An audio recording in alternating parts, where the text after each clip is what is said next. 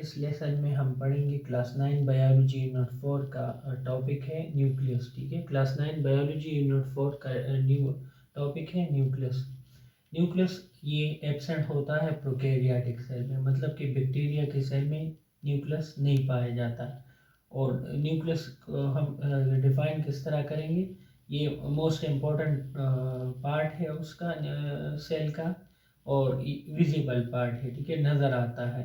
And brain of the cell, nucleus को brain of the cell भी कहा जाता है। ठीक है, और न्यूक्लियस सेलुलर एक्टिविटीज़ को कंट्रोल करता है। सेल के अंदर जितनी भी एक्टिविटीज़ होते हैं, मतलब कि सेल्स के अंदर जितनी भी सरगर्मियाँ होती हैं, उन सबको न्यूक्लियस कंट्रोल करता है। ठीक है, न्यूक्लियस मोस्ट इम्पॉर्टेंट पार्ट है और विजिबल पार्ट है। ठीक है, अहम पार्ट है, और जो नज़र आता है सेल के अंदर विजिबल पार्ट है।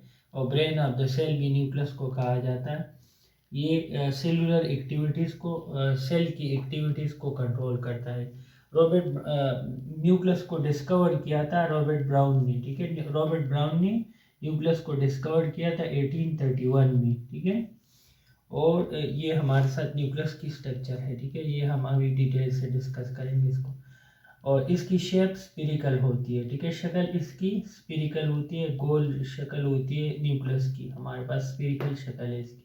लोकेशन ये कहाँ पर मौजूद होता है न्यूक्लियस। ठीक है, न्यूक्लियस जो एनिमल सेल है, एनिमल सेल के दरमियान में पाया जाता है। एनिमल सेल के दरमियान में ये न्यूक्लियस पाया जाता है, जबकि प्लांट सेल में ये साइड पर होता है। प्लांट सेल में न्यूक्लियस साइड पर होता है लार्ज वैक्यूल की वजह से। ठीक है, और दरमियान में लार्ज वैक्यूल होता है, लार्ज सेंटर वैक्यूल की वजह से ये प्लांट सेल में न्यूक्लियस साइड पर पाया जाता है। ठीक है, ये हमारे पास एक एनिमल सेल है। ठीक है, एनिमल सेल के दरमियान में ये न्यूक्लियस पाया जाता है। ठीक है, ये सेल की तीन बड़े पार्ट है, सेल मेम्ब्रेन, साइटोप्लाज्म और ये जो न्यूक्लियस है। ठीक है, ये तीन बड़े पार्ट है इसकी। न्यूक्लियस साइटोप्लाज्म में सेल ऑर्गेनेल्स पाए जाते हैं। ठीक है, न्यूक्लियस ये हमारे साथ सेंटर में होता है और इसके अंदर न्यूक्लियोलस पाया जाता है।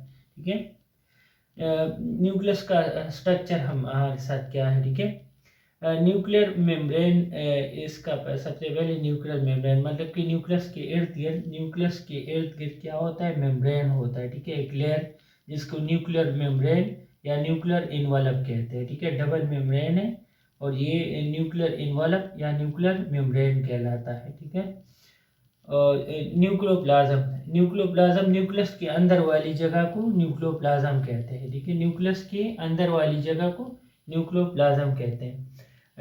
न्यूक्लियोप्लाज्म ग्रेनुलर मैट्रिक्स, जो दानेदार मैट्रिक्स है अंदर वाली जगह। ठीक है, इसमें एक या दो न्यूक्लियोली यानी न्यूक्लियोलस पाए जाते हैं और क्रोमोसोम पाए जाते हैं। न्यूक्लियस के अंदर क्या होता है, न्यूक्लियोलस एक या दो और क्रोमोसोम पाए जाते हैं न्यूक्लियस के अंदर।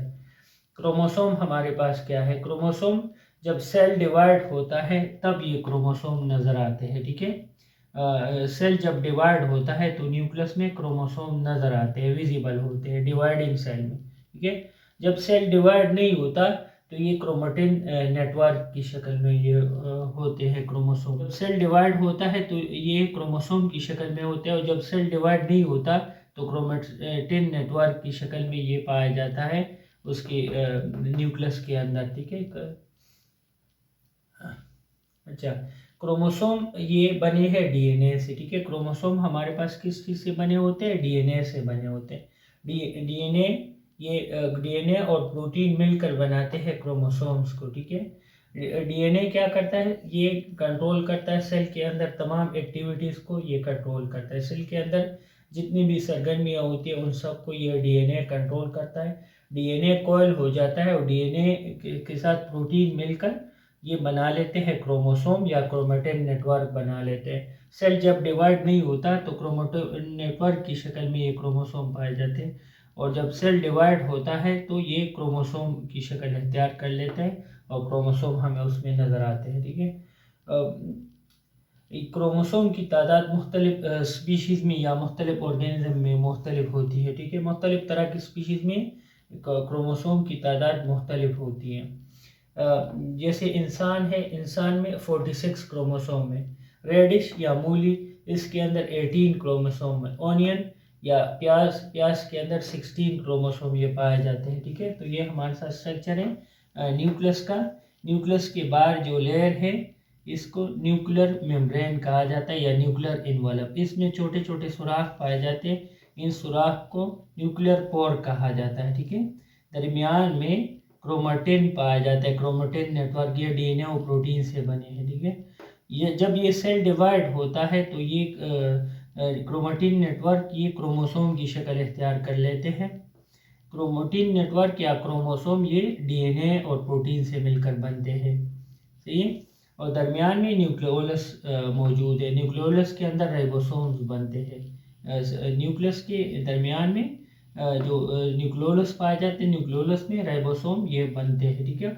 और न्यूक्लियस के दरमियान वाली जगह को न्यूक्लियोप्लाज्म कहा जाता है, ठीक है, न्यूक्लियोप्लाज्म। ये हमारे साथ आज का लेक्चर था। अगर आपने चैनल सब्सक्राइब नहीं किया तो काइंडली चैनल को सब्सक्राइब कर दें।